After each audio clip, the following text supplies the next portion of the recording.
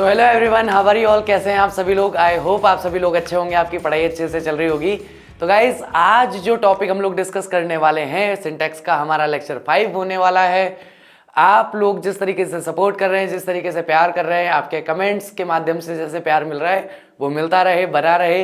तो अगर आप आ चुके हैं सभी स्टूडेंट तो फटाफट से आ जाइए। अभी मुझे लग रहा है कुछ स्टूडेंट कम हैं, 2-5 मिनट में आएंगे, ठीक है। उसके बाद कुछ एक महत्वपूर्ण बात करनी है, तो मैं सोच रहा हूँ मिड ऑफ द लेक्चर में बात करूँ, ताकि एक बार हमारी स्टडी भी स्टार्ट हो जाए और तब तक सारे स्टूडेंट जो हमारे साथ कनेक्ट होने वाले हैं वो भी कनेक्ट हो जाए। तो गाइज आज के हमारे लेक्चर में हम लोग जो देखने वाले हैं, लास्ट मैंने कुछ क्वेश्चंस पूछे थे, उसी के रिगार्डिंग कुछ डेटा आएगा आज, उसे स्टार्ट करते हैं, देखते हैं। तो सबसे पहली चीज हमें यहाँ पर क्या मिलती है गाइज? पहली चीज हमें यहाँ मिल जाती है मच या मच मोर या लिटिल या लेस या अ मच लेस। जब इनका प्रयोग किया जाता है तो क्वांटिटी अथवा मात्रा को रेफर करता है। किसे? क्वांटिटी, मात्रा या परिमाण बोलते हैं। परिणाम नहीं, परिणाम तो गड़बड़ हो जाएगा, रिजल्ट हो जाता है। परिमाण को दर्शाता है ऐसी कोई भी चीज जिसे कि नापा जाए, जिसे कि मापा जाए, जिसे कि तोला जाए। इस तरह की जो चीजें हैं वो आती हैं क्वांटिटी के अंदर, है ना। तो क्वांटिटी वाले जितने भी हमारे सब्जेक्ट होते हैं, अगर उनके साथ में हम लोग कभी भी देखें तो इस तरह के एडजेक्टिव ऑफ क्वांटिटी हमें दिखाई देते हैं। इनको रेफर करने के लिए एडजेक्टिव ऑफ क्वांटिटी के रूप में होता है। इनका प्रयोग सेंटेंस के सब्जेक्ट के रूप में होता है, परंतु इनके साथ सिंगुलर वर्ब का प्रयोग भी होता है। यानी कि अगर हमारे साथ कंडीशन क्या है, ये सारी की सारी चीजें आ जाएं जिन्हें हम क्या कहते हैं, एडजेक्टिव ऑफ क्वांटिटी, इनके साथ में कोई नाउन आए और ये दोनों मिलकर के अगर हमारा कोई सब्जेक्ट बना रहे हैं तो वो सब्जेक्ट सिंगुलर कहलाएगा। उसके साथ आने वाली वर्ब भी सिंगुलर ही होनी चाहिए। अब देखिए, much has been said but little has been done. Much have been said but little have been done. तो यहां पर इनमें से आपको क्या लगता है, हैज सही होगा या फिर हैव सही होगा? कौन सा सही है, कौन सा गलत है? फर्स्ट और सेकंड में से बताइए फटाफट से, जल्दी से बताइए कौन सा सही कौन सा गलत। लेकिन बताना कहाँ है, फिर से याद दिला दूं, कमेंट बॉक्स में। कई स्टूडेंट बहुत ज्यादा जल्दी में रहते हैं, जल्दबाजी में लाइव कमेंट में ही आंसर देते रहते हैं। भाई मत दो लाइव कमेंट में, नहीं पता चलता। जिस दिन इसका लास्ट लेक्चर आएगा उस दिन बहुत अफसोस करोगे कि लाइव में क्यों लिखा, कमेंट बॉक्स में क्यों नहीं लिखा, ठीक है गाइस।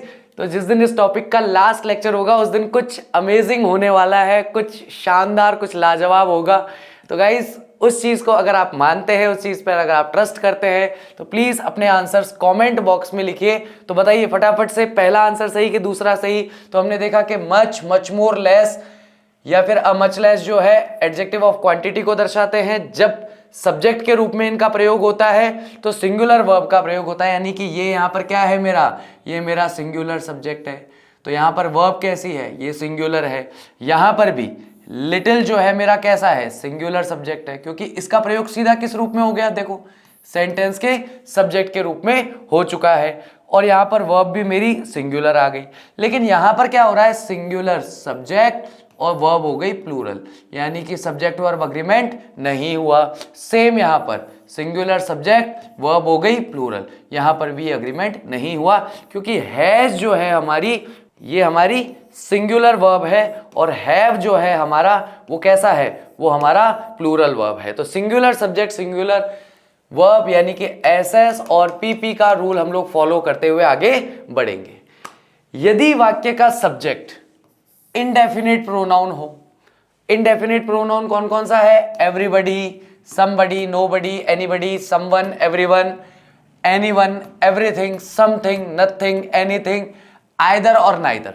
ये सारे के सारे जो है, ये सारे कैसे सब्जेक्ट कहलाते हैं, तो ये सारे के सारे इनडेफिनिट प्रोनाउन कहलाते हैं। किसी ने अगर मेरा वॉइस वाला वीडियो देखा है, वॉइस वाला अगर किसी ने मेरा वीडियो देखा है, तो वॉइस के वीडियो में मैंने इनडेफिनिट प्रोनाउन के रिगार्डिंग एक रूल पढ़ाया है। अगर किसी को याद है, किसी को पता है कि वो रूल कौन सा है, तो अभी कमेंट करके बताओ कि वो रूल कौन सा है, ठीक है। पहले आप कमेंट करो, उसके बाद मैं वापस 2 मिनट बाद इस स्लाइड पे आऊंगा, 5 मिनट बाद इस स्लाइड पे आऊंगा और वापस बताऊंगा। क्योंकि एक गड़बड़ जो मैंने नोटिस की है वो गड़बड़ ये हो जाती है कि मैं क्वेश्चन दे देता हूं आप लोगों को रिसर्च करने के लिए, लेकिन फिर से उसका आंसर नहीं दे पाता हूं। कई बार ये हो जाता है ना। तो आज से हम एक नई चीज और जोड़ रहे हैं कि अगर मैं कोई क्वेश्चन पूछूंगा तो सेम वीडियो में उसी स्लाइड पर वापस आकर उसका आंसर भी दे पाऊं, ताकि आप लोगों को एग्जैक्टली पता चले कि उसका आंसर था क्या, है ना। लेकिन उससे पहले कमेंट कीजिए, है ना। कमेंट करके अभी बताइए, तब तो मजा आएगा, वरना मजा नहीं आएगा फिर। चलिए, सिंगुलर वर्ब का प्रयोग होता है तो ये सारे के सारे इंडेफिनिट प्रोनाउन अगर मेरे सब्जेक्ट बनते हैं तो सिंगुलर सब्जेक्ट बनते हैं, इनके साथ वर्ब भी सिंगुलर ही आता है। सिंगुलर प्रोनाउन ही, हिम, हिमसेल्फ का प्रयोग होता है, ना कि दे, देम, देयर या देमसेल्फ का। देमसेल्फ वन या वंस का, वन सेल्फ का प्रयोग नहीं होता है। यानी कि इन्हीं को दर्शाने के लिए जब हम बात करेंगे तो इनका प्रयोग करना है, इनका प्रयोग नहीं करना है। क्योंकि सीधी सी एक साधारण भाषा में या देसी भाषा में बात समझो कि हमने इन सबको क्या माना, हमने इन सबको सिंगुलर सब्जेक्ट मान लिया। सिंगुलर सब्जेक्ट मानने के बाद में अगर हम इन्हीं को वापस दर्शाने के लिए कोई प्रोनाउन यूज करेंगे तो वो प्रोनाउन सिंगुलर होना चाहिए। ये सारे के सारे हमारे कैसे हैं, सिंगुलर प्रोनाउन है, देखो लिखा हुआ है। लेकिन इसी जगह हम they, them, their, themselves, one, one या वंस का प्रयोग करते हैं, वन सेल्फ का प्रयोग करते हैं, तो ये सारे के सारे कैसे प्रोनाउन है, ये सारे के सारे प्लूरल प्रोनाउन है। तो सिंगुलर सब्जेक्ट होगा तो उसको दर्शाने के लिए प्लूरल प्रोनाउन एसएसपीपी डिस्टर्ब हो गया। सब्जेक्ट सिंगुलर तो उसके लिए दर्शाने के लिए प्रोनाउन भी सिंगुलर और उसमें आने वाली वर्ब भी सिंगुलर। इतनी सी बात है यहाँ पे। और इनडेफिनिट प्रोनाउन जो होते हैं वो हमेशा क्या रहते हैं, सिंगुलर रहते हैं। कुछ एग्जांपल्स ला रहा हूं गाइस, एग्जांपल्स को देखो, बात अच्छे से समझ में आएगी। Everybody knows that man is mortal, हर व्यक्ति जानता है कि मनुष्य जो है वो नश्वर है। एवरीबडी जो है मेरा सिंगुलर सब्जेक्ट था, इसलिए नो जो है मेरा वर्ब भी मैंने यहां सिंगुलर यूज किया। एवरीवन अमंग योर फ्रेंड्स, जितने भी लोग हैं तुम्हारे दोस्तों में, लाइक प्लेइंग कार्ड्स, वो सारे के सारे क्या करते हैं, कार्ड्स खेलना पसंद करते हैं। ठीक है, तो एवरीवन अमंग योर फ्रेंड्स, प्रत्येक व्यक्ति जो है वो तुम्हारे दोस्तों के बीच में जो है वो कार्ड्स खेलना पसंद करता है। तो यहां पर मुझे क्या करना चाहिए था, यहां पर मुझे प्रयोग करना चाहिए था लाइक्स का। किसका प्रयोग करना चाहिए था, लाइक्स का प्रयोग करना चाहिए था, लेकिन मैंने यहां किसका प्रयोग किया, लाइक का। तो उस वजह से क्या गड़बड़ हो गई, सब्जेक्ट तो हो गया सिंगुलर, वो तो दिक्कत नहीं आई, लेकिन वर्ब हो गई प्लूरल। याद है ना, SES लगा करके वर्ब को सिंगुलर बनाया जाता है। कुछ याद है वही कि भूल गए, आगे दौड़ पीछे छोड़ तो नहीं चल रहा कि आगे का पढ़ते जाओ पीछे का भूलते जाओ फटाफट, वो चक्कर तो नहीं हो रहा। तो यहां पर क्या होना चाहिए था, लाइक्स होना चाहिए था। लाइक लिखना यहां पर इनकरेक्ट है। क्यों इनकरेक्ट है, क्योंकि हमारा यहां पर सब्जेक्ट सिंगुलर है और वर्ब गलती से प्लूरल हो गई। Either of the words, either of the words leads to the station, यानी कि वर्ड जो है वो आपको अपनी मंजिल तक पहुंचा देंगे। शब्द जो हैं, तो आइदर आ गया ना, तो आइदर आने के साथ में क्या हुआ, लीड्स आ गया। सब्जेक्ट सिंगुलर, वर्ब भी सिंगुलर, कोई दिक्कत नहीं, सही है। Neither of the boys has come here, कोई बात नहीं, नाइदर जो है सब्जेक्ट सिंगुलर, हैज जो है वर्ब भी सिंगुलर। ठीक है, everybody should love his country. अब यहां पर जो रूल फॉलो हुआ है वो रूल सिंगुलर और प्लूरल का नहीं देखना हमें, यहां पर रूल हमें देखना है प्रोनाउन का। एवरीबडी जो है वो मेरा सिंगुलर सब्जेक्ट है, इसलिए इस पर जो मुझे प्रोनाउन यूज करना था वो प्रोनाउन भी मुझे सिंगुलर ही यूज करना था। अगर मैं कह देता everybody should love their country, तो देयर कंट्री बोलते ही मेरा गड़बड़ हो जाता मामला, क्योंकि प्लूरल हो गया मेरा प्रोनाउन। जबकि इससे पिछले वाली स्लाइड में हम लोगों ने क्या बात की है, बोलो यहां पर क्या बात की है, सिंगुलर प्रोनाउन होते हैं इनको दर्शाने के लिए, ही, हिम, हिमसेल्फ आदि का प्रयोग किया जाता है। They, them, their, themselves, one, once या फिर देम सेल्फ का वन सेल्फ का प्रयोग यहां पर नहीं किया जाना चाहिए। बोलो हाँ कि ना। तो इस तरीके से हम देखते हैं कि प्रोनाउन का रूल भी यहां पर फॉलो होता है। ये जो एग्जांपल है ये प्रोनाउन के रूल को फॉलो कर रहा है। किस रूल को, कि इनडेफिनेट प्रोनाउन को रिप्रेजेंट करने के लिए फिर से कोई प्रोनाउन आए तो वो सिंगुलर प्रोनाउन होना चाहिए। प्रोनाउन कैसा होना चाहिए? सिंगुलर होना चाहिए, प्लूरल नहीं होना चाहिए। इस रूल को दर्शाने के लिए एग्जाम्पल नंबर 5 है हमारे सामने। नेक्स्ट देखिए, जबकि क्वेश्चन टैग वाले वाक्य, हाँ कई स्टूडेंट कई बार पूछते रहते हैं ये क्वेश्चन टैग क्या होता है। एवरीबॉडी के साथ दे का प्रयोग होता है, ना कि ही का। ये एक एक्सेप्शन है, ये एक अपवाद है। अपवाद भी बताया था, सामान्य नियम से हट करके कोई अन्य नियम होता है तो उसे हम अपवाद कहते हैं। इस वाक्य को पढ़िए सामान्यतः कि क्वेश्चन टैग वाले वाक्यों में एवरीबॉडी इत्यादि जो भी हैं हमारे, सब क्या है? इनडेफिनेट प्रोनाउन है। तो इनडेफिनेट प्रोनाउंस के साथ किसका प्रयोग होना है? दे का प्रयोग होना है। तो ये प्रोनाउन का रूल है, ठीक है, इसको वर्ब के रूल से कनेक्ट मत करना, ये प्रोनाउन का रूल है। अब यहां पर देखो, everyone can not support you, can't can they, कोई हर व्यक्ति तुम्हें सपोर्ट नहीं कर सकता, क्या कर सकता है? Everybody can not support you, can he, प्रत्येक व्यक्ति तुम्हें सपोर्ट नहीं कर सकता, क्या वह कर सकता है? अब जब इस बात को हम लोग इंग्लिश में देखते हैं तो हमारा क्या बनता है कि एवरीवन के साथ में अगर हमें दे का यूज करना है तो ये जो पार्ट है ना, इस पार्ट को हम कहते हैं क्वेश्चन टैग। क्वेश्चन टैग कभी भी प्रश्न पूछने के लिए नहीं आता, क्वेश्चन टैग हमेशा जवाब देने के लिए आता है। यह सबसे बड़ी और सबसे अच्छी बात लगती है मुझे क्वेश्चन टैग की। आप लोगों में से कई लोग घर में कहते होंगे, क्या मैं पढ़ाई नहीं करता, क्या मैं दिन भर पढ़ा रहता हूं? तो जब आप कहते हो कि क्या मैं पढ़ाई नहीं करता, तो इसका मतलब है आप कहना चाह रहे हो मैं पढ़ाई करता हूं। क्या मैं दिन भर घर में पढ़ा रहता हूं, इसका मतलब मैं दिन भर घर में पढ़ा नहीं रहता हूं। तो जब भी क्वेश्चन टैग पॉजिटिव होगा तब उसका मीनिंग जो है वो नेगेटिव होगा, और जब क्वेश्चन टैग जो है वो नेगेटिव होगा तो उसका जो मीनिंग होगा वो हमेशा पॉजिटिव होगा। ये हमेशा ऐसा चलता है, ठीक है कि जब भी नेगेटिव क्वेश्चन टैग आएगा, क्या मैं नहीं करता, इसका मतलब मैं करता हूं। क्या मैं दिन भर पढ़ा रहता हूं, इसका मतलब मैं दिन भर पढ़ा नहीं रहता।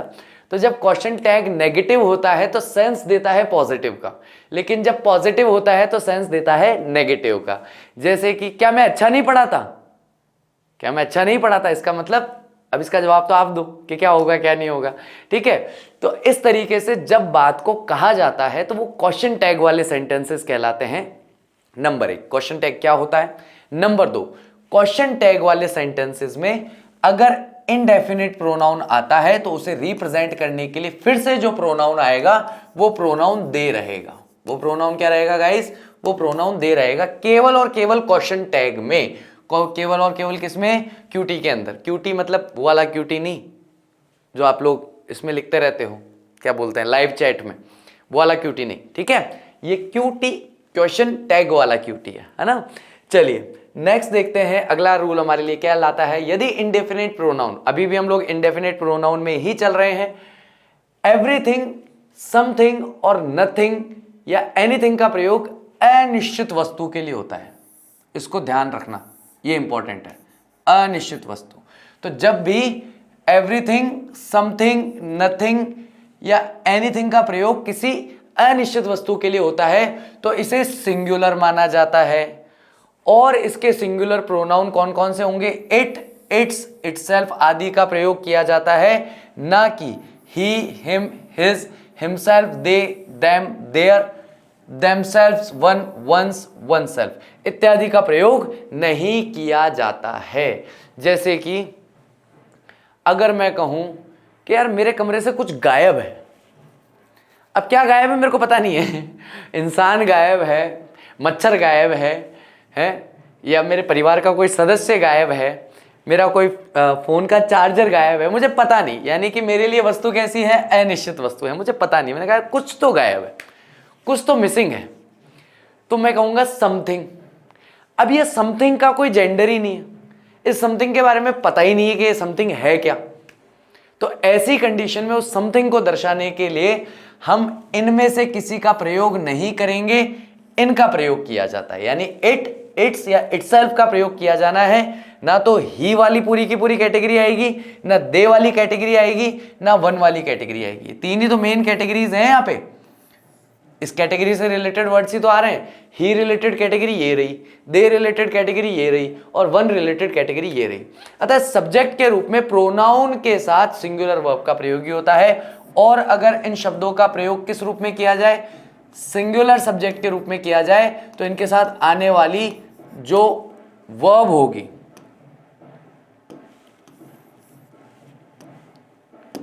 इनके साथ आने वाली जो वर्ब होगी वो वर्ब भी सिंगुलर होनी चाहिए। ऐसे जो प्रोनाउन है इंडेफिनिट प्रोनाउन, इसको सारगर्भित कर लो, टुकड़ों में पढ़ लिया, एक बार में पढ़ लो ताकि क्लैरिटी मिले। देखो भैया, एवरीथिंग, समथिंग, नथिंग या एनीथिंग का प्रयोग होना है, किस चीज के लिए होना है? किसी ऐसी चीज के लिए जो निश्चित नहीं है, हमें पता नहीं है, कुछ फिक्स नहीं है किसके लिए हम इसका प्रयोग कर रहे हैं, तो इसमें से सिंगुलर माना जाएगा। पहली बात, अगर सिंगुलर माना जाएगा तो सब्जेक्ट सिंगुलर बनेगा। दूसरी बात, सब्जेक्ट सिंगुलर बनेगा तो वर्ब भी सिंगुलर लगेगी। तीसरी बात, अब बात आती है कि इन शब्दों को दर्शाने के लिए हम प्रोनाउन कैसा इस्तेमाल करें। तो इसके लिए इस तरह के जो प्रोनाउन है, जो यहां से लेकर यहां तक के प्रोनाउन है, इनका इस्तेमाल नहीं करना है। तो किसका इस्तेमाल करना है? इस तरह के प्रोनाउंस का इस्तेमाल करना है, यानी इट, इट्स और इटसेल्फ इत्यादि प्रोनाउन का इस्तेमाल होगा जब अनिश्चित हो जाएगी वस्तु हमारे लिए। अब भैया आपके पास आ गया है आपका फेवरेट राइट एंड रॉन्ग, तो शुरू हो जाइए। आपको क्या लगता है, आप क्या इस बारे में सोचते हैं, वो मुझे बताइए। Everything looks beautiful one self या हिमसेल्फ, या एवरीथिंग लुक्स ब्यूटीफुल इटसेल्फ? पहला क्वेश्चन, क्या लगता है? फटाफट से कमेंट बॉक्स में जाकर के कमेंट कर दीजिए इसके ऊपर कि इसके बारे में आपकी क्या राय है, आपका क्या विचार है। चलो देखें, तो भैया एवरीथिंग लुक्स, यानी कि एक बात तो हमें समझ में आ गई कि ये क्वेश्चन जो है ये वर्ब के विषय में तो नहीं है, क्योंकि दोनों जगह सब्जेक्ट भी सिंगुलर है और वर्ब भी सिंगुलर है, तो यहां पर तो कोई गड़बड़ नहीं है। अब गड़बड़ वन सेल्फ या हिमसेल्फ आएगा या इटसेल्फ आएगा। तो एवरीथिंग में हम किस चीज की बात कर रहे हैं, हमारे को कुछ फिक्स ही नहीं है भैया, कुछ भी निश्चित नहीं है। अब क्योंकि ये निश्चित नहीं है तो यहां पर वन सेल्फ या हिमसेल्फ का प्रयोग नहीं हो सकता, यहां पर इटसेल्फ का प्रयोग सही है। सेकंड वाला भी देखो और मुझे बताओ, भाई ये गड़बड़ तो है नहीं, सिंगुलर सब्जेक्ट वर्ब भी सिंगुलर, सिंगुलर सब्जेक्ट वर्ब भी सिंगुलर, तो ये मामला तो खत्म हो गया कि क्या सब्जेक्ट और वर्ब में दिक्कत आ रही है क्या? इट्स ओन या हिज, देयर, वंस, इंपॉर्टेंस, इसमें से क्या लगाओगे? ये तो पहले ही दिख रहा है यार, हिज भी लगा दिया, देयर भी लगा दिया, वन भी लगा दिया, ऐसा थोड़ी होता है। ये वैसे ही गलत है, ठीक है, मैं वैसे ही बता देता हूँ। और ये वाला जो है ये हमारा करेक्ट है, क्योंकि यहाँ पे इट्स का प्रयोग किया गया, क्योंकि एवरीथिंग में किस चीज के लिए कहा जा रहा है कि उसका अपना खुद का महत्व होता है, हमें पता नहीं है। हर जगह हर चीज का महत्व नहीं होता है ना। अगर आप, मैं कहूँ बातों में बुरी बातों का, या फिर अपशब्दों का, या मैं कहूँ झूठ फरेब का भी अपना महत्व होता है, तो आप बोलोगे सर क्या हो गया, आज आपकी तबीयत ठीक नहीं है, आज आप बहकी बातें कर रहे हैं। आप एक बार प्लीज़ डॉक्टर से कंसल्ट कीजिए कि आप किस बारे में कह रहे हैं। तो यहाँ पे क्या हुआ कि अगर हम एवरीथिंग में एवरीथिंग को मान लेंगे तो बहुत गड़बड़ हो जाएगी, इसलिए अनिश्चित वस्तु है। एवरीथिंग किस सेंस में कहा जा रहा है भाई, किस चीज़ के लिए कहा जा रहा है, किस बात पर कहा जा रहा है, वो देखना बहुत ज़रूरी है। ठीक है गाइस, नेक्स्ट हम यहाँ देखते हैं एग्जाम्पल्स। सॉरी, लास्ट सेंटेंस हमारा रह गया था, लेकिन क्वेश्चन टैग में इंडेफिनिट प्रोनाउन के लिए इट का प्रयोग होता है, ना कि दे का। ये अभी हम रूल डिस्कस कर चुके हैं, इसमें अब हमें कोई प्रॉब्लम नहीं। इसका एग्जाम्पल देख लीजिए, everything looks beautiful doesn't it, सब चीजें जो है सुंदर लगती हैं क्या नहीं लगती हैं, ये इट आ गया। ठीक है, यदि वाक्य का सब्जेक्ट, हाँ अब आया मजेदार चीज, एक और नियम, यदि वाक्य का सब्जेक्ट मैनी हो, बोथ हो, फ्यू हो, अ फ्यू हो, प्लूरल वर्ब का प्रयोग किया जाता है। अगर ये सारे के सारे शब्द किस रूप में प्रयुक्त हो जाएं, अगर सब्जेक्ट के रूप में प्रयुक्त हो जाएं, तो ये सारे के सारे प्लूरल सब्जेक्ट बनेंगे और इनके साथ आने वाली वर्ब भी प्लूरल होगी। Many, both, few, a few हमेशा किसके साथ लगता है? काउंटेबल नाउन के साथ लगता है। किसके साथ लगता है? Countable noun. काउंटेबल नाउन यानी कि वह संज्ञा या वह नाउन जिसे कि गिना जा सकता है, ऐसी नाउन या ऐसी संज्ञा जिसे आप गिन सकते हो, अगर उसके साथ आप इनका प्रयोग कर रहे हो तो वहां पर हमें समझना जरूरी है कि काउंटेबल नाउन के साथ अगर इनका प्रयोग हो रहा है, और मैं कह रहा हूं मैनी कई हैं, बोथ दोनों, फ्यू कुछ, अ फ्यू कुछ, तो यहां पर क्या है कि इसका मतलब ये तो पक्का हो गया कि एक से अधिक है, और एक से अधिक है तो फिर वो मेरा नाउन जो है वो प्लूरल बनेगा ही बनेगा, क्योंकि दो अथवा दो से अधिक होने पर प्लूरल हो जाता है। तो मैं कह रहा हूं मैनी, अब मैनी के साथ क्या बोलूं, students, few students, a few students, यही बोलना पड़ेगा मेरे को, क्योंकि उसके साथ काउंटेबल नाउन आएगी, ऐसी संज्ञा आएगी जिसे गिना जा सकता है, नंबर एक, और उसे गिना जा सकता है, उसके आगे ये शब्द लिखे हुए हैं, इसका मतलब एक से अधिक है, तो मेरा नाउन यहां प्लूरल हो गया। एक बात तो ये हुई। दूसरी बात ये हुई कि ये शब्द खुद ही ये खुद ही सब्जेक्ट बन के आ जाए। दूसरी बात क्या हुई, ये शब्द खुद ही सब्जेक्ट के रूप में आ जाए। जैसे कि देखो बोथ, अब ये यहां सब्जेक्ट ही बन गया सीधा। अब यहां पे बोथ राम एंड श्याम नहीं लिखा हुआ, ठीक है, या बोथ बॉयज नहीं लिखा हुआ, या बोथ कैमराज नहीं लिखा हुआ, तो यहां पर बोथ दो का मीनिंग दे रहा है कि दो हैं। अब कोई चीज दो है या दो से अधिक है तो प्लूरल है। तो देखो बोथ के साथ किसका प्रयोग हो गया, आर का प्रयोग। मैनी वर, मैनी का सीधा सब्जेक्ट के तौर पर प्रयोग कर लिया, many were invited but a few have come, बहुत सारे लोगों को इनवाइट किया गया था लेकिन उनमें से कुछ लोग ही आए।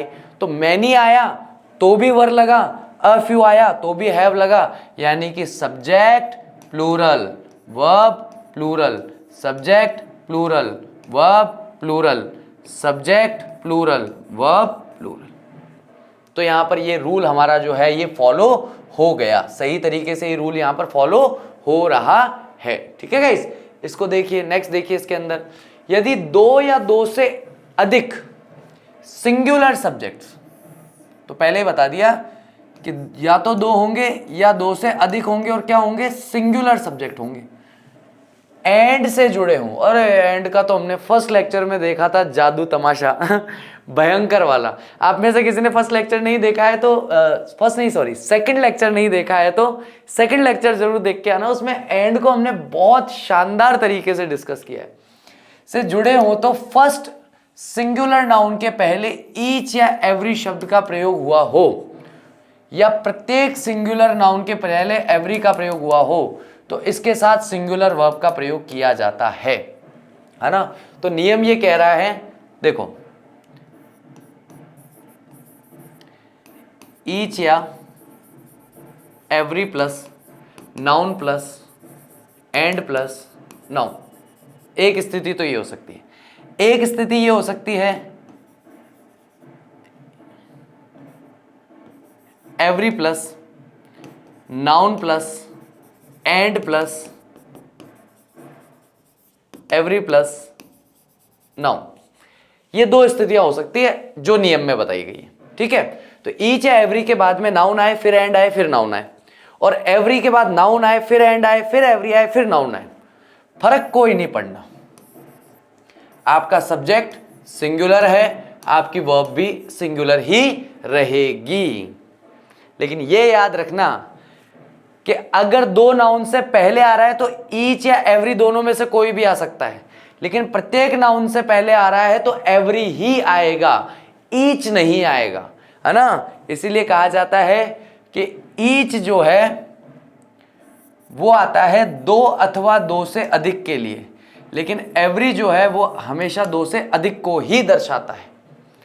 तो दो पे आकर के जो सब्र करने वाला है ना वो ईच है, लेकिन एवरी जो है उसको दो से अधिक ही चाहिए, दो अथवा दो से अधिक ही चाहिए। तो ये है ना, ज्यादा बार अगर प्रयोग करना है तो एवरी का प्रयोग करो, ईच का प्रयोग मत करो, ठीक है। तो ईच का प्रयोग दो नाउन के साथ, दो से ज्यादा के लिए नहीं। दो से अधिक नाउन है, एवरी का बार बार प्रयोग करना है तो एवरी का करो, ईच का प्रयोग बार बार मत करो, वहां इनकरेक्ट होता है यूज। चलिए राइट एंड रॉन्ग में 1 2 3 4 गो फॉर इट, शुरू कीजिए। क्या लगता है आपको, नंबर 1, नंबर 2, नंबर 3, नंबर 4? ध्यान रखना कमेंट बॉक्स में लिखना है, इस बात को कृपया भूले नहीं। चलिए, every boy and girl is anxious to go, यानी प्रत्येक लड़का और लड़की, दो लोग हैं लेकिन दोनों में से बात हो गई प्रत्येक की, तो पूरा का पूरा सब्जेक्ट हो गया सिंगुलर, इज, तो वर्ब भी हो गई सिंगुलर, करेक्ट है भाई। Every man comma women and child was. अब एवरी आ गया ना वो पहले, तो पूरे के पूरे जितने भी सब्जेक्ट है उन सबको मिला के सिंगुलर कर देगा और वर्ब भी सिंगुलर यूज करेगा। Driven out of the hall, उन सबको हॉल से बाहर निकाला गया। Each day and each hour bring us nearer to death. Correct है, इनकरेक्ट है? चलो थर्ड वाले आंसर का दूसरे तरीके से बताओ। मैं पहले बता देता हूं कि ये इनकरेक्ट है। आप लोग फटाफट से कमेंट बॉक्स में बनाओ इसका करेक्ट आंसर क्या बनेगा। फटाफट से बनाओ कि इसका करेक्ट आंसर क्या होगा, इसका सही जवाब क्या बनेगा आप लोगों के हिसाब से। कि सर हमें लगता है कि इसका सही जवाब ये बनना चाहिए। तो आपके हिसाब से जो भी सही जवाब बनेगा आप मुझे कमेंट बॉक्स में लिख करके बताओ, मैं पहले बता रहा हूं, ठीक है। अब देखिए, अगर हमें दोनों के आगे यूज करना है तो हम ईच का यूज ना करके क्या बोलेंगे, every day and every hour bring us to near to that. अब क्योंकि यहां पर यहां तक का मामला जो था वो सिंगुलर सब्जेक्ट था, है ना, और यहां का मामला जो है वो क्या हो गया, वर्ब को हमने क्या कर दिया यहां पे, प्लूरल कर दिया। तो सिंगुलर सब्जेक्ट के साथ प्लूरल वर्ब, यहां पे गड़बड़ ये हो गई, ठीक है। अब यहां पर देखिए, each day and each hour brings us to nearer to death, ये सेंटेंस मेरा जो है ये करेक्ट सेंटेंस है। लेकिन यहां पर भी एक इनकरेक्शन है कि मैं ईच का प्रयोग ना करके किसका प्रयोग करूं, ऊपर बता चुका हूं पहले ही, इनके साथ भी एवरी का प्रयोग होना चाहिए। अगर एवरी का प्रयोग होता और फिर ब्रिंग्स आता तो ये ठीक था सेंटेंस, ठीक है। इसलिए ईच की जगह एवरी का प्रयोग करना ज्यादा ठीक माना जाता है या ज्यादा एप्रोप्रिएट माना जाता है। नेक्स्ट आता है गाइस यहाँ पे, दो या दो से अधिक सिंगुलर सब्जेक्ट जो है आइदर और अथवा नाइदर नॉर, या केवल और या नॉर से जुड़े हों तो वर्ब अपने निकटवर्ती को इंग्लिश में कह देंगे नियरेस्ट। कहां रहती है, नियरेस्ट, निकटवर्ती सब्जेक्ट के अनुसार सिंगुलर व प्लूरल होती है। सिंगुलर सब्जेक्ट आइदर अथवा नाइदर, और या नॉर, या केवल और या नॉर से जुड़े हों तो वर्ब अपने निकटवर्ती सब्जेक्ट के अनुसार सिंगुलर या प्लूरल होनी चाहिए। अब देखिए यहां पे क्या है, एक सीधी सी बात समझिए, मैं इधर समझा रहा हूं, इस पोर्शन को एक बार देख लो फटाफट से। तो भैया यहां पर मुझे मिला आइदर या फिर नाइदर, यहां मुझे मिला और या फिर नॉर। अब इनके हिसाब से मुझे देखना है। मान लीजिए यहां मेरी नाउन आई, ये नाउन कैसा है, सिंगुलर। यहां फिर नाउन आया, ये भी सिंगुलर। फिर एक नाउन आया प्लूरल, फिर एक नाउन आया प्लूरल, फिर एक मेरा एक और नाउन आया सिंगुलर, फिर एक और नाउन आया प्लूरल, फिर एक और नाउन आया प्लूरल, फिर एक और नाउन आया सिंगुलर। तो ये मेरा एक छोटा सा चार्ट बन गया। क्या बना, आइदर बॉय और गर्ल पहला, आइदर बॉयज और गर्ल्स दूसरा, आइदर बॉय और गर्ल्स तीसरा। ध्यान से सुनना, यहां मैंने बॉय और गर्ल्स बोला है, यहां बॉय बॉय था, यहां बॉयज गर्ल्स था, यहां बॉय और गर्ल्स है, और यहां बॉयज और गर्ल है। यानी कि चार स्थिति ले ली मैंने, सिंगुलर सिंगुलर, प्लूरल प्लूरल, उसके बाद में ले ली सिंगुलर एंड प्लूरल, और फिर ले ली प्लूरल एंड सिंगुलर। पता है आपको सबसे कमाल की बात, जो भी वर्ब लगेगी वो वर्ब इसके अकॉर्डिंग नहीं लगेगी। सारी की सारी वर्ब जो है वो इसके अकॉर्डिंग होगी, तब आपका आंसर करेक्ट होगा। यानी कि अगर यहां पर नाउन सिंगुलर है इज कर दो, प्लूरल है आर कर दो, प्लूरल है आर कर दो, सिंगुलर है इज कर दो। इससे कोई फर्क नहीं पड़ने वाला कि ये चाहे सिंगुलर है चाहे प्लूरल है, क्योंकि इसके बाद में ही हमारी वर्ब आएगी। और हमें क्या देखना है, हमें देखना है निकटवर्ती सब्जेक्ट, यानी कि सबसे नियरेस्ट जो सब्जेक्ट है, क्लोजेस्ट जो सब्जेक्ट है, उसके अकॉर्डिंग हम इसका प्रयोग करते हैं। ये लाजवाब चीज है। एक सेम ऐसा ही एक और है, कोई बताना चाहे तो बताओ कि सर आइदर और, नाइदर नॉर, और या नॉर से अगर दो सब्जेक्ट जुड़े हों तब हम सेकंड वाला सब्जेक्ट देखते हैं। सेम ऐसा ही रूल एक जगह और अप्लाई होता है। किसी को अगर वो पेयर या वो जोड़ा याद आ रहा है तो फटाफट से कमेंट बॉक्स में लिख के बताओ, और मैं अभी बताऊंगा इसको। तो इसके लिए मैं वो वॉइस वाले की तरह वेट नहीं करूंगा, इसके लिए मैं अभी राइट नाउ बता रहा हूं। लेकिन फटाफट से लिख दो यार, कमेंट बॉक्स में लिख दो फटाफट से जाके। चलो मैं यहीं रुक रहा हूं, ठीक है? फटाफट से लिख करके आओ, जल्दी जाओ। देखो चीटिंग बिल्कुल नहीं चलेगी, आज बेईमानी वाला काम नहीं है। और आपको हर वीडियो में मैं याद दिला रहा हूं, 100 स्टूडेंट्स के कमेंट चाहिए मुझे, ओनली 100 स्टूडेंट्स। केवल 100 स्टूडेंट्स के कमेंट चाहता हूं मैं, कि 100 स्टूडेंट जो हैं वो कमेंट करें। इस बात का कमेंट जरूर करें, अगर आपको पता है तो भी करें, और नहीं पता है तो भी एक बार लिख के आए कि सर मुझे नहीं पता। एक्चुअली मुझे ये तो पता चले कि किस किस को कौन कौन ईमानदार है। नहीं पता होने पर कम से कम ये तो बताए कि नहीं पता है। चलिए, आइदर और, नाइदर नॉर, उसके बाद में और या नॉर, और एक आता है सेम रूल अप्लाई में, नॉट ओनली बट ऑल्सो। यहां पर भी सेम यही वाला रूल अप्लाई होता है। नॉट ओनली बट ऑल्सो में भी नियरेस्ट सब्जेक्ट के अकॉर्डिंग वर्ब का प्रयोग किया जाता है। फर्स्ट सब्जेक्ट से कोई लेना देना नहीं होता। सेकंड या नियरेस्ट सब्जेक्ट जो है उसके अकॉर्डिंग आपको वर्ब का प्रयोग करना चाहिए। Then the correct answer is not only but also is are correct answer. Next guys हम लोग बात कर रहे हैं राइट या रॉन्ग के बारे में। तो देखिए और मुझे बताइए फटाफट से, ये 6 हैं, इनमें से कौन सा सही है, कौन सा गलत है, कौन सा इनकरेक्ट है, कौन सा करेक्ट है। फटाफट से कमेंट बॉक्स में लिख दीजिए। इसकी तो खैर अब आदत हो गई होगी, फटाफट से देखिए। वीडियो पॉज कर लीजिए, मैं आगे बढ़ रहा हूं, है ना। आइदर मोहन और राम, राम के अकॉर्डिंग हैज आ गया, सही है। Either neither I nor my brother, my brother के अकॉर्डिंग इज आ गया, ठीक है। यू और your brother have, your brother एक भाई है, सब्जेक्ट है मेरा सिंगुलर, वर्ब आ गई मेरी प्लूरल। ये करेक्ट, ये करेक्ट, ये incorrect. You and your brother has, यहां पर सब्जेक्ट आ गया सिंगुलर, वर्ब भी हो गई सिंगुलर, करेक्ट है। Either you, neither you nor I R, तो आई के साथ आर नहीं लगता है।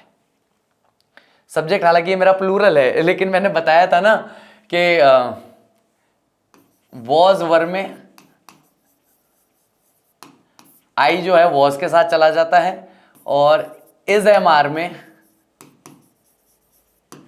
आई जो है वो एम के साथ चला जाता है। तो यहां पर हमें एम चाहिए था, लेकिन यहां पर अब मैं इसको पूरी तरह से, मेरा दिल तो बहुत कर रहा है कि मैं कहूं कि ये सिंगुलर सब्जेक्ट है, लेकिन क्योंकि हम लोगों ने 2 जगह अपवाद पढ़े हैं कि केवल इन 2 जगह पर सिंगुलर रहता है, बाकी सारी जगह पर जाकर के प्लूरल हो जाता है, तो मेरे ऐसे अंदर से निकल के यहाँ गले तक आकर और होठों पर रुक जा रही है बात कि यार मैं कैसे बोलूँ कि ये आए जो है वो सिंगुलर है। हालांकि मैं कह नहीं रहा हूँ, समझ तो आप गए होंगे कि मैं क्या कहना चाह रहा हूँ। तो यहाँ पर ये जो वर्ब है जो प्लूरल है ये इनकरेक्ट है।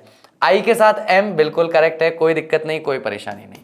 तो इस तरीके से हम देख सकते हैं कि 1, 2, 4 एंड 6, 1, 2, 4 एंड 6 जो है करेक्ट है, और साथ ही साथ हमारे 3 एंड 5 जो है वो इनकरेक्ट है। ठीक है गाइस, नेक्स्ट हम लोग बात करते हैं आगे।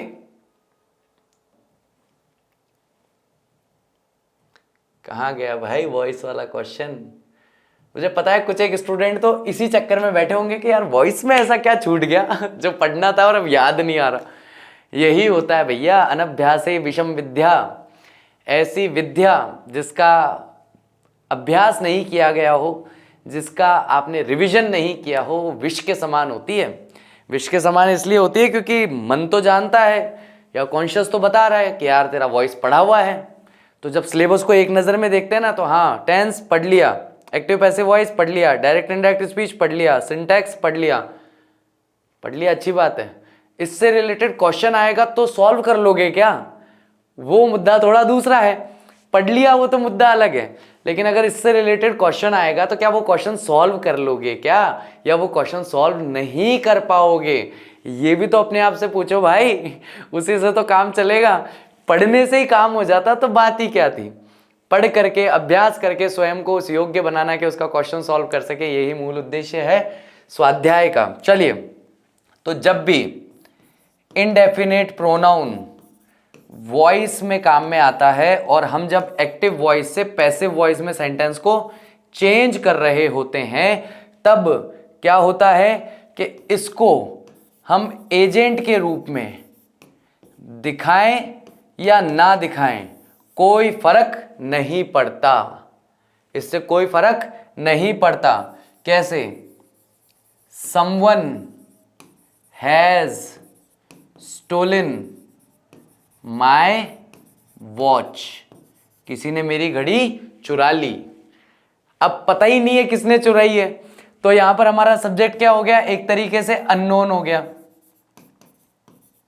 क्या हो गया? हमारा सब्जेक्ट हमारे लिए अननोन हो गया, हम जानते ही नहीं हमारा सब्जेक्ट कौन है। तो जब हमें अपने सब्जेक्ट का पता ही नहीं है कि कौन है, तो उसे एजेंट बनाने का कोई फायदा है क्या? नहीं। सीधा क्या बनेगा? My watch has been stolen और फुल स्टॉप। भाई आप हिंदी में बोलते हो तो आप बोलते हो क्या? जैसे हम सामान्यतः बोलते हैं कि राम भोजन खाता है और भोजन राम के द्वारा खाया जाता है, वैसे ही किसी ने मेरी घड़ी चुरा ली, मेरी घड़ी किसी के द्वारा चुरा ली गई। अभी किसी के द्वारा बोलने का कोई फायदा है क्या? कोई वैल्यू ऐड कर रहा है, कोई एडिशनल इंफॉर्मेशन दे रहा है? कुछ नहीं दे रहा, बस केवल किसी के द्वारा। तेरे को पता है किसने चुराई? नहीं, तो फिर क्यों बोल रहा है भाई किसी के द्वारा? हटाओ उसको। तो हम सीधे सीधे क्या बोलते हैं? यार मेरी घड़ी चोरी हो गई, यही बोलते हो, मेरी घड़ी चोरी हो गई। अब ये जब बोलते हो तो कितना स्वाभाविक लगता है, और मेरी घड़ी किसी के द्वारा चुरा ली गई, ये तो बात ही बहुत अजीब लगेगी। तो इसलिए क्या कहा जाता है कि इनडेफिनिट प्रोनाउन को अगर आप एजेंट नहीं भी बनाओ, अगर आप एजेंट नहीं भी बनाओ तो भी कोई फर्क नहीं पड़ता।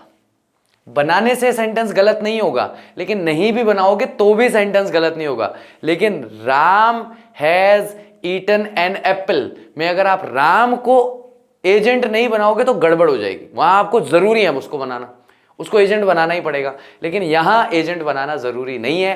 तो नए विद्यार्थी जो पिछले कुछ समय से हमारे साथ जुड़े हैं, मैं उन लोगों से रिक्वेस्ट करूंगा कि अगर आपने वॉइस का वीडियो नहीं देखा है तो आपको English grammar bye Chitransh sir वाला जो फोल्डर है उसमें आपको वॉइस के सारे लेक्चर्स मिल जाएंगे, आप वहां जाकर के उन्हें चेकआउट कर सकते हैं। सेम इसी तरीके से हंसी मजाक करते हुए और बहुत इंजॉय करते हुए हम लोगों ने उन टॉपिक्स को पढ़ा है, आप भी उन्हें इंजॉय कर सकते हैं। Thank you very much and I will see you soon in my next lecture. उससे पहले एक होमवर्क दे देता हूं, छोटा सा, ज्यादा बड़ा नहीं, छोटा सा होगा। आज के जो रूल हैं